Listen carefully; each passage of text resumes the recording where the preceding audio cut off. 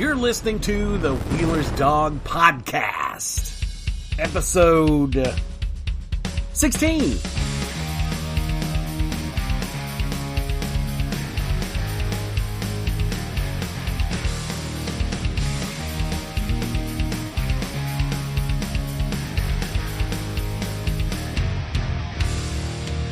Now, first of all, let me go ahead and start that. Finally, I responded to the census thing that they send everybody. Some postcard with a 12-digit code. I did it. I did it online. It wasn't as painful as I thought it was going to be. I can't remember the last one I did. Let's see. I think actually Chigs did the last one. And then the one before that, I was included on someone else's. Maybe 1990, I did one for myself, so that's been quite a while. And so Chigs is like, hey, we need to get this done. We need to get it done. I was like, all right, I'll do it. So I went ahead and filled it out, and here's the stupid thing. They ask you, first of all, if you're basically non-Hispanic, right? So I'm not. I could have some in there. I don't know. I'm not responsible for what any of my, ancestors did. And, quite frankly, I don't care. Because, I don't care. I'm here. Why should I care? But then I went on, I clicked no and went on, and then it asked me white. So white I can identify with. I'm one of the most whitest people you can ever meet. I do have a little, I tan quite easily. But I am what you'd call white bread kind of white. I'm Pat Boone kind of white. I'm Wonder Bread white.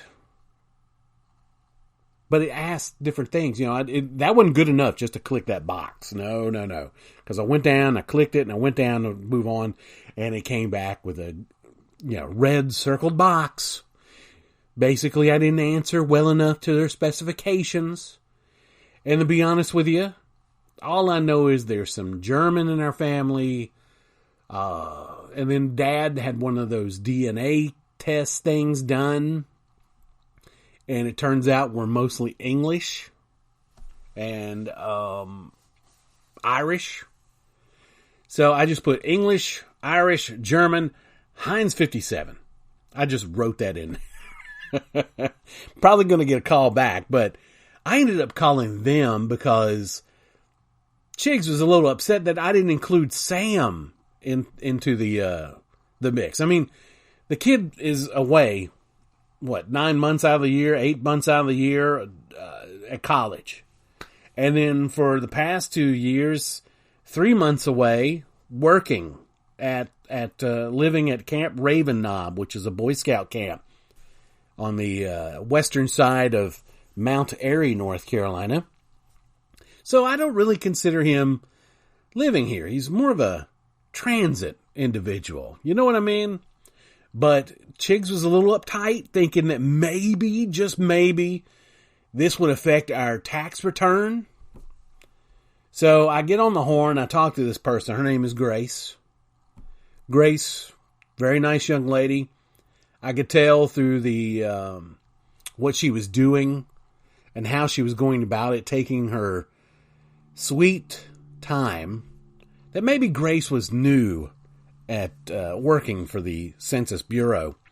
It's not like they have full-time people, make careers out of being a census worker. So who knows? This could have been her first day. Maybe replace someone who died of the COVID. Let's hope not. But maybe it's her first day. I don't know.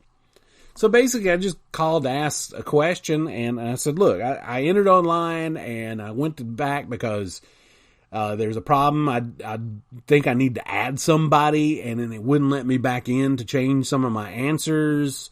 And she's like, well, okay, let's get some information. So she started this whole thing, getting the whole bit of information that I just entered online. So I stopped her. I was like, hey, Grace, hold up. Here's the deal. I'm going to explain it again, that I'm just looking to add someone to it. Apparently, I'm dumb. And according to my wife, I should have entered my other stepson, who lives here whenever he lives here, which isn't very many days out of the year. So I just need to add that. Can we access this? I'll give you my name, my phone number, whatever you need, this 12-digit code to get back in and make a correction. Can we do that?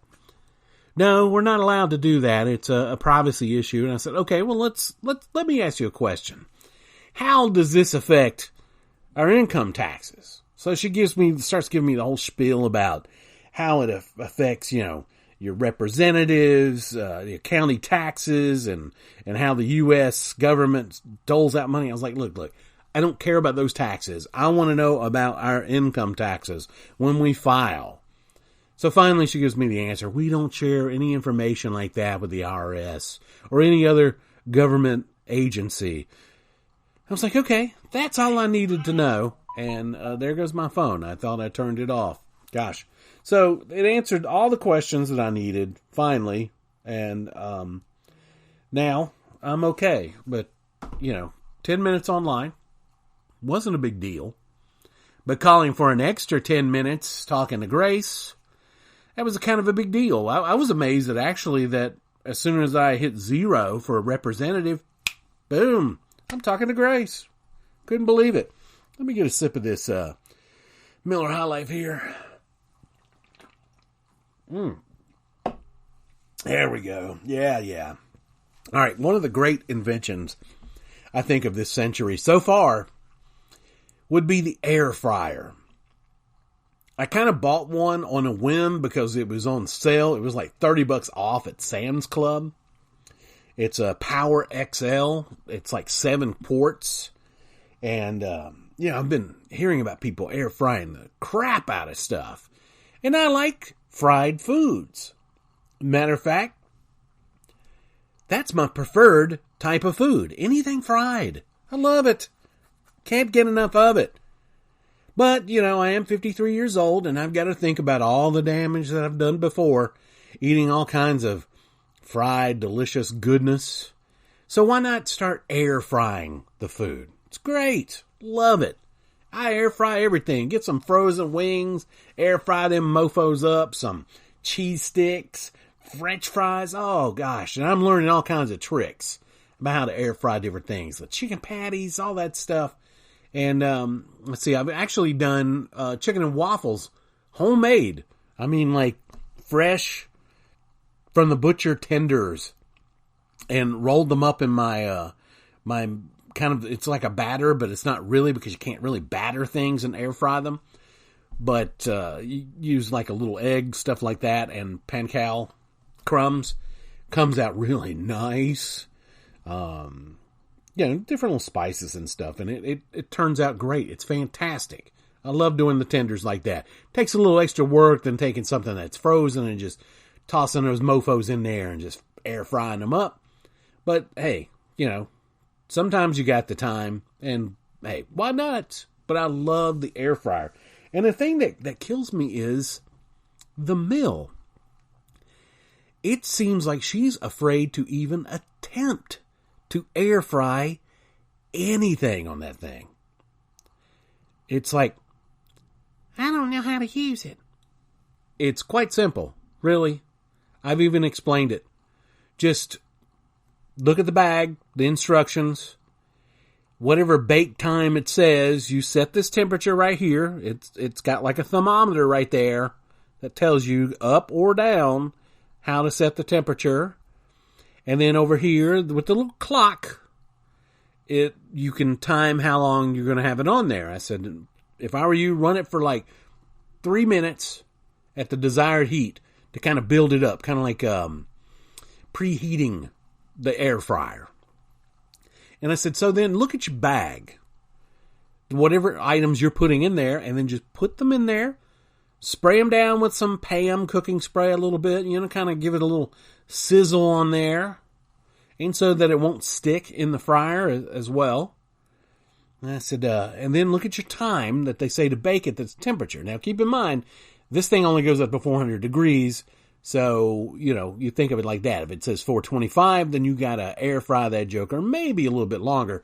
But the time on the bag is generally a good rule of thumb. And the best rule of thumb is to check it periodically. Still, she resists. Won't do it.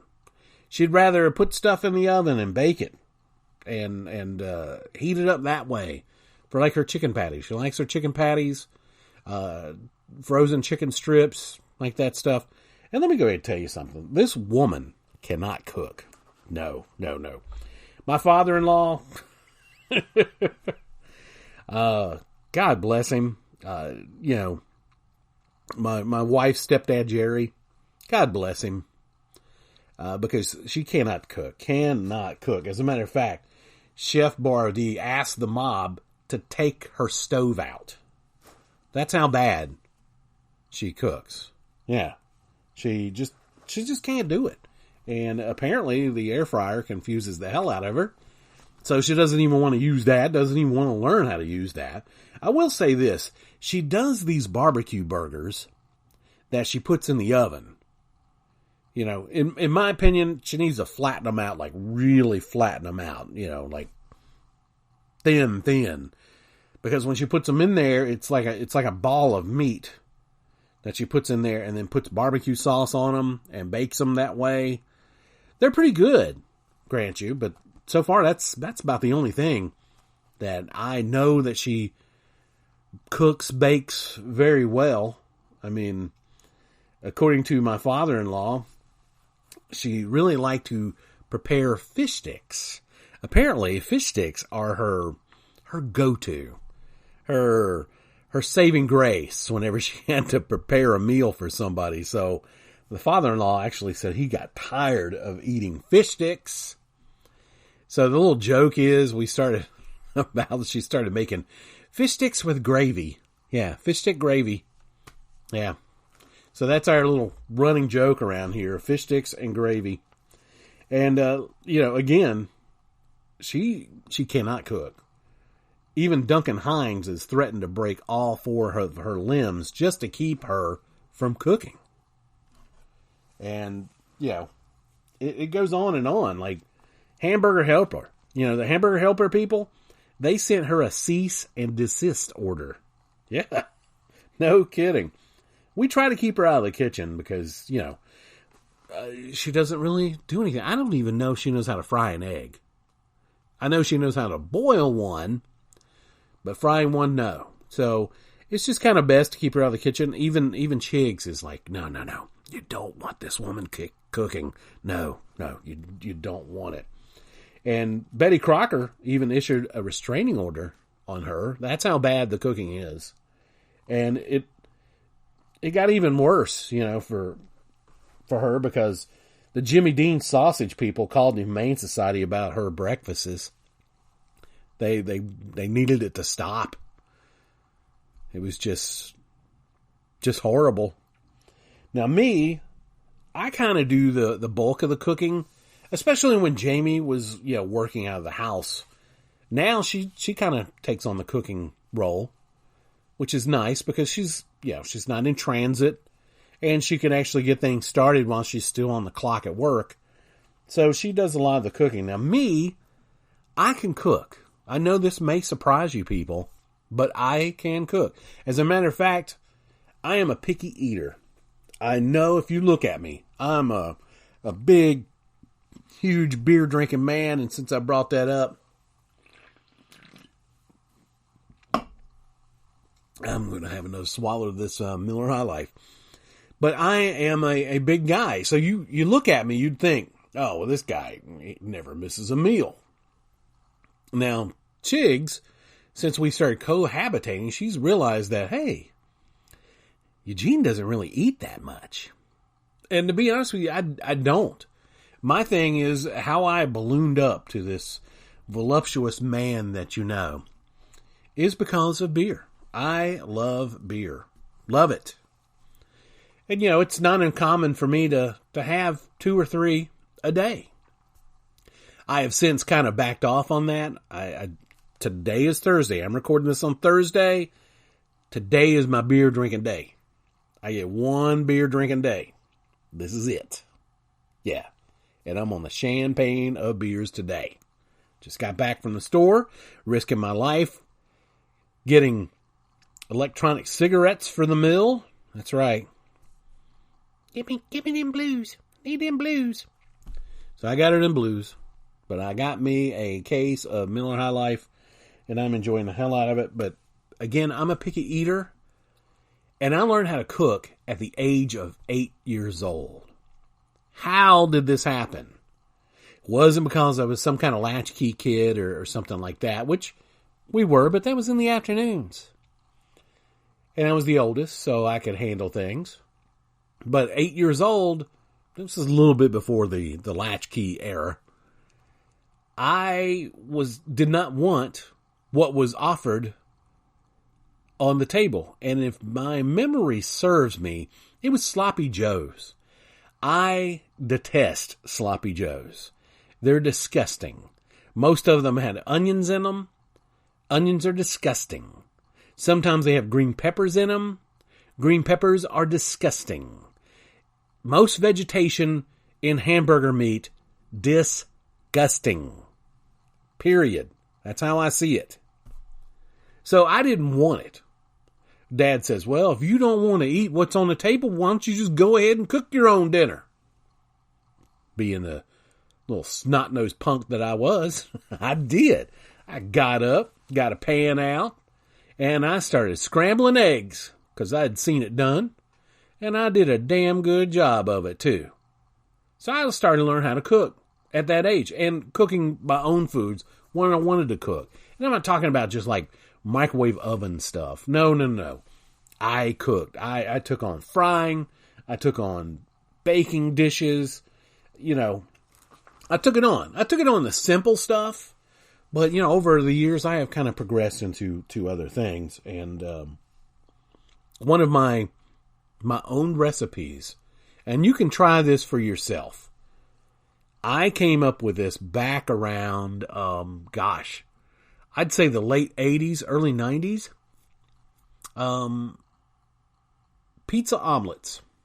That's right. You make an omelet and you put tomato sauce on it and any other kind of topping that you put on a pizza.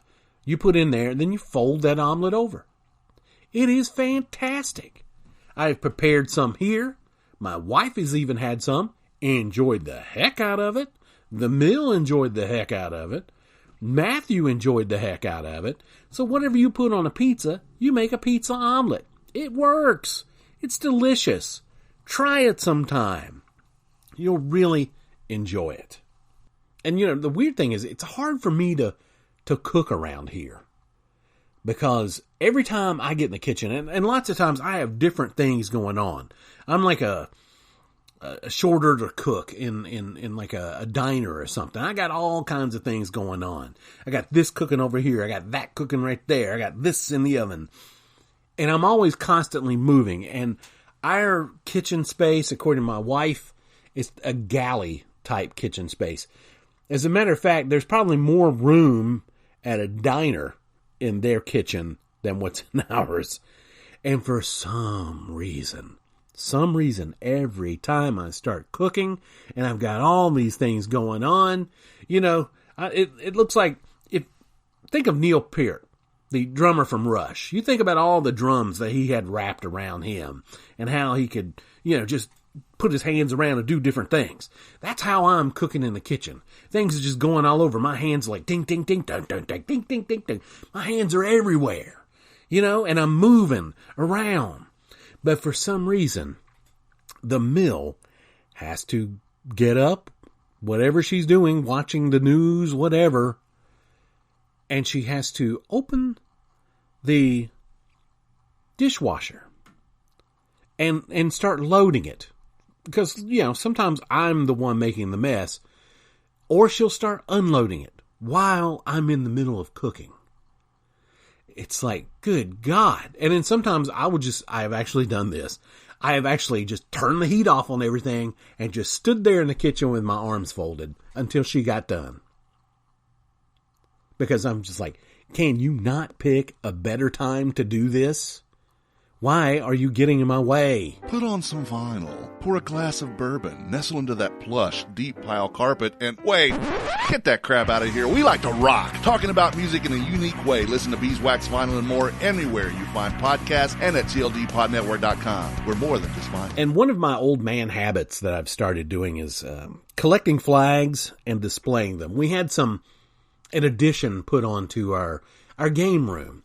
We took out these old windows that were just kind of falling apart, drafty old windows, and instead of just replacing the 3 windows, I suggested that we actually build an extension of the windows out, to, I don't know what you call those things, kind of like a bay window, but it's not. And, for Jamie and her plants, I'm going to have another sip.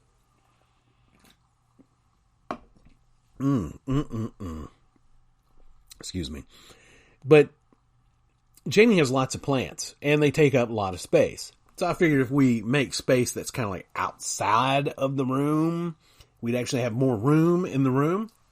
It's working beautifully. Love it. Yes, it's great. But then when they were putting it on, I asked my father, who was, working for the contractor that does it, because the man's retired, over 30 years of the sheriff's department, but he works full-time doing that. He just can't stop working. He's one of those people constantly doing something.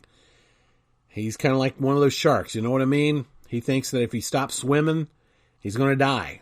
And he's seen too many people that he worked with in the sheriff's department. They stop working, and then 3 to 5 years later, they're all dead of a heart attack. So he doesn't want that to happen to him, so he's still up and about and, dragging around his tired bones, working. Man's in better shape than I am, I'll tell you that. And he's, 73, 74 years old? Maybe 75. Gosh, I don't know. But I asked him, I was like, hey, can we put a flag thing here on the house? A mount for a flag. And he's like, sure, buy one. We'll put it right on. So I started buying flags. The first purchase was just before the season kicked off, which the flag didn't arrive until the second week of the NFL, schedule. I got my Redskins flag so I could proudly display it on game days. Yeah, game days only. Then I got a Carolina Hurricanes flag. Game days only. As a matter of fact, Bate and Bobby and my father-in-law Jim, they went to the Bluegrass Awards thing in Raleigh last fall, and they came back. Apparently, the Carolina Hurricanes had a display there, to meet and greet fans and push their sport. And they had a lot of giveaways and stuff, like a prize wheel or something. And both of them came back with these small flags. I think they're maybe 2x1 flags. I'm talking feet. And it just says simply Canes. And it's got like the two little hurricane flags there on the sea. So I display one of those, on game days. I switch between the two. And then Jamie got this one, Peace, Love, Music. It's kind of like a Les Paul, some vinyl records and music notes, different little things like that. We put that up occasionally. Then North Carolina state flag, I got one of those to display because we live here in North Carolina, and everyone but me was born in the state of North Carolina. So I got one for my native state. I have a West Virginia flag that I fly on occasion. I'm sure people drive by and go, what the hell kind of flag is that? Because, you don't see too many West Virginia flags. As a matter of fact, I'm sure if you're sitting there right now listening to this podcast, I'm sure if they put a gun to your head and say, describe the West Virginia state flag, your head would be blown off. Yeah. Most people think it's the WV symbol for the university, but no, it's not. And then we have a fall flag. I only flew it during fall. I didn't see the reason once we got into winter. And I'm definitely not flying it now that we're into spring. Then we got a welcome flag. It's like a frog sitting on a lily pad or something like that. Well, with this COVID thing going on, I decided no one's welcome in this house anymore. Unless you're, here for an emergency or you're a serious relative that lives here. So, yeah, nobody's welcome anymore, so I don't fly that one. Love. It can be just awful. You keep changing the locks and they keep getting in. Hi, I'm Dr. Phil B. Boring, and I created Disharmony.com to help others get away from that spouse or lover and find true happiness. Listen to these testimonials about how Disharmony.com helped these people find peace. It used to irritate me when he kept showing up after work. My wife, she just didn't like me dating other women. She thought it wasn't cool. Let Disharmony.com help you find the solution. Take our quiz and see if we can find you a legal way to get you back to your own life again and find the peace and happiness that you thought you could never replace. One night over dinner it hit me. I had to get that bum out of my life. Statistics don't lie. Why not join the millions of legally divorced people and find out what true happiness can be? Solitude. Why wait for death do us part? Disharmony.com will help you get those papers signed. And here are my latest findings in the AC/DC study, scientific study on the rock band AC/DC and their music. Drums in particular, how many crashes? I think they are the most cymbal crash intensive band in the history of rock and roll. And I am doing the research and presenting the findings. And once they're all compiled, I will be sending them to the Rock and Roll Hall of Fame, as well as the band themselves, AC/DC. And as a matter of fact, I'm going to go ahead and start putting all my findings on WheelersDog.com. So if you're interested to see for yourself what those findings are, I'm going to start publishing them right there. All right, next up on the album, Highway to Hell. Now, keep in mind, this album was produced by Robert John Mutt Lange, very famous producer, most notably Def Leppard and AC/DC. This is the first album with Robert John Mutt Lange, because all the other AC/DC albums have been produced by Harry Vanda and George Young. George Young is related to the Young brothers in AC/DC. And since Atlantic Records kind of wanted more sales, AC/DC to kind of, sound a little more hip and with it, they got Robert John Mutt Lange. And of course, the band didn't care for it. They wanted to stand by their brother and Harry Vanda, but, they decided to give it a go. As a matter of fact, if you read up on it, Bon Scott says Robert John Mutt Lange actually taught him how to sing better. And it's definitely in there. You can definitely tell the difference. Also, the production is a little more crisper, not quite as raw. I like that. And Highway to Hell is one of my favorite albums. So let's get to it. Highway to Hell clocks in at 208 seconds. 80 crashes in that song. That's a crash every 2.6 seconds for a 23.1 crash per minute. Girls Got Rhythm, 203 seconds long, 71 crashes. That is a crash every 2.9 seconds for a total of, and again, this is the average, 20.7 crashes per minute. Walk All Over You, 310 seconds. Great song. 219 crashes. It goes a little crazy in places. It's a very crash-intensive song. There's a crash every 1.4 seconds, and that comes out to a 42.9 crash per minute average. Touch Too Much. Another great song. 266 seconds long. That's a crash every 3.3 seconds. And it comes out to an average of 18.2 crashes per minute. By the way, 81 crashes in Touch Too Much. A song called Beaten Around the Bush. 236 seconds long. There's a total of 127 crashes in that. That's a crash every 1.9 seconds. And that's a 31.6 crash per minute average. Shot Down in Flames, 203 seconds long, 97 crashes. That's a crash every 2.1 seconds for a 28.6 crash per minute average. Get It Hot, 155 seconds long, 49 crashes in that song. That's 3.2 seconds, crash every 3.2 seconds with an 18.8 crash per minute. If You Want Blood, you've got it. 274 seconds long, 90 crashes in that song. That's a crash every 3 seconds for 20 crashes per minute. Love Hungry Man, one of the best bass lines you'll ever hear out of Cliff Williams. It clocks in at 257 seconds. There's 121 cymbal crashes in that song for a crash every 2.1 seconds. And that's a 28.6 crash per minute. Night Prowler. Zodiac Killer, I believe, used that song to kind of... No, Ramirez, the Night Stalker. He kind of, adopted this song and AC/DC logos and stuff to the crime scene, something like that. I can't remember what, but apparently he really liked this album and he really liked this song. Night Prowler, 388 seconds long, 97 crashes in that joker. That's a crash every 4 seconds. Again, that's the average.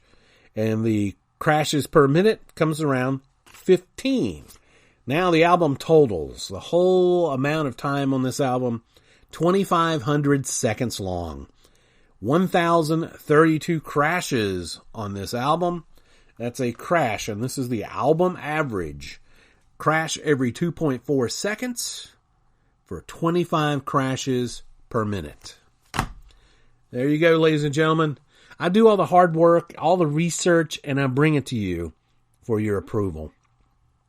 And I'm doing it. I'm doing it for not only myself, because I've thought about this idea for a long time. I'm doing it for humanity. This must be, it must be done. It must be calculated. It must be toiled over. It must count for something, and it will count for something. And again, folks, I want to thank you for listening to the Wheeler's Dog podcast. I'm Eugene Sims. I don't think I say that enough.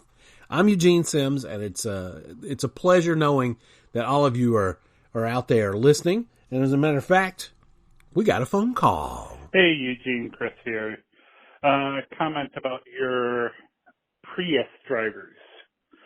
I classify Subaru drivers right there along with them. And yes, those tree-hugging, wolf sock, Birkenstock-wearing granola lovers have done or not done any of those things that you ever have listed. And so I'm sure we could come up with a countless list of things that they have not done that most people listening to this have. So, but yep, that's my opinion. Subaru drivers, Prius drivers, they're all tree-hugging, Birkenstock-wearing, wolf sock-loving a-holes. So that was Cheryl's addition to it. So talk to you later. Bye. Hey, Chris, thanks again for your call. I do appreciate it. And I've not really noticed that myself with Subaru drivers. I do know that, they tend to be a little bit on the hippie side, and they're more active. Yeah. Excuse me, with their Outbacks and whatnot and hiking. I even knew someone that converted, their Outback into like their own personal camper. So when they're out camping and hiking in nature, that's where they lived, basically, or slept, I should say, because they were too busy out into the wild. And our good friend, Reef Goodwin, we're getting in touch with Reef Goodwin again. I don't know if you know this. Reef Goodwin is a NASCAR driver, and he is trying to qualify his 420 high times Subaru Outback into the NASCAR races. He's had a hard time this season. Some issues with the drug testing, and hopefully he'll get back out. And as a matter of fact, the season's kind of halted, delayed, whatever you want to call it. But anyway, we'll be getting in touch soon with Reef Goodwin. And Chris, again, thank you for the call there on the Wheeler's Dog Speak line, 336-422-6006. Go ahead, leave a message, whatever you want to do on the Speak line. Chances are good that I will play it right here on the Wheeler's Dog Podcast. Thanks to everybody again for listening. And also I want to thank Tim Beeman and of the Less Desirables and the TLD Network. If it wasn't for that guy, then I probably wouldn't be getting this out because he knows all the hard stuff that I don't know a thing about. So, again, thanks to Beeman and the TLD Network. And, folks, I'm going to enjoy some more of this Miller High Life real quick.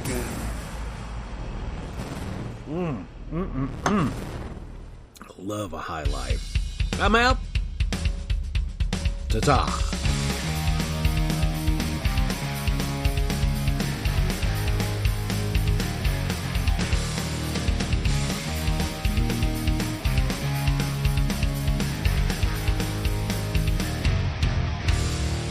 Air fry them mofos up.